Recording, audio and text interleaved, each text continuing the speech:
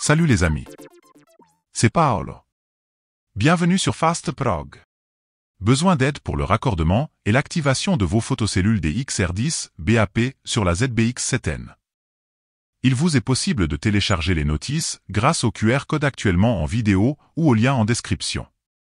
Et si vous ne voulez pas vous embêter avec le mode d'emploi, suivez-moi. Allons-y. Pensez toujours à mettre hors tension votre automatisme avant toute intervention sur la carte de commande. Voici représenté en haut le bornier de la carte ZBX7N.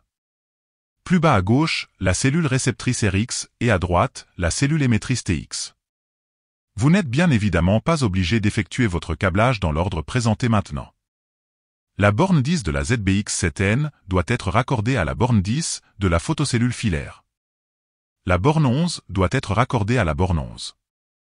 Ensuite, le 2 de la ZBX7N sera raccordé à une des bornes out de la RX. Puis, l'autre borne out de la RX sera raccordée à la borne CX de la ZBX7N. Et voilà, le câblage est terminé. CX et CY sont deux entrées prévues pour le câblage de vos sécurités. Dans notre exemple, nous sommes sur CX. Mais si d'autres dispositifs de sécurité étaient déjà branchés sur CX, alors, vous pourriez brancher ce nouveau jeu de photocellules sur CY, ou encore, effectuer un branchement en série avec celles déjà branchées sur CX. Voici en haut à droite, un lien pour le câblage en série des photocellules, si besoin. Dans notre cas, il nous reste plus qu'à activer l'entrée CX grâce à la fonction F2. Si vous vouliez activer l'entrée CY, ce serait F3.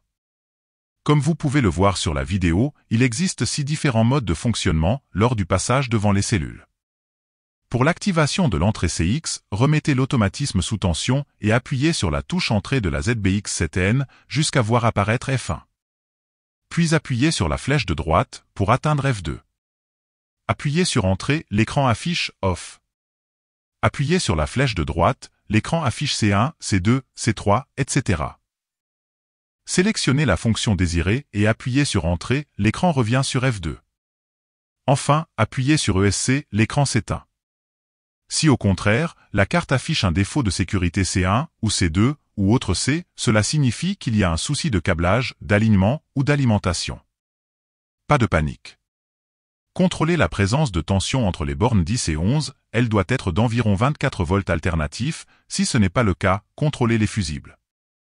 Assurez-vous que rien ni personne ne se trouve entre les photocellules, que l'alignement des photocellules entre elles soit bon et que la pile dans la cellule TX ne soit pas défectueuse et bien positionnée. Voici en vidéo la signification des voyants LED dans les photocellules, dont celles vous permettant de vérifier l'alignement. Revérifiez à nouveau le bon câblage. Et en dernier recours, si après tous ces contrôles, le défaut persiste, alors le test ultime consistera à débrancher la photocellule RX, de décrocher la paire des piliers, de les apporter à proximité de la ZBX7N, de les espacer de 1 mètre l'une de l'autre, et de raccorder la photocellule avec des fils apparents uniquement. Cette technique vous permettra de déterminer si vos photocellules sont défaillantes ou pas. Avec tout ça, ça devrait le faire. Si cette vidéo vous a permis d'être plus rapide et efficace, continuons à travailler ensemble. N'oubliez pas le pouce ou le petit commentaire et n'hésitez pas à vous abonner afin de découvrir le monde facile de FastProg. De nouvelles vidéos sont fréquemment ajoutées à la chaîne. Pour la programmation de vos télécommandes, d'autres dispositifs de sécurité ou l'accès direct à la chaîne, cliquez sur le lien qui vous intéresse. Arrivederci alla prossima!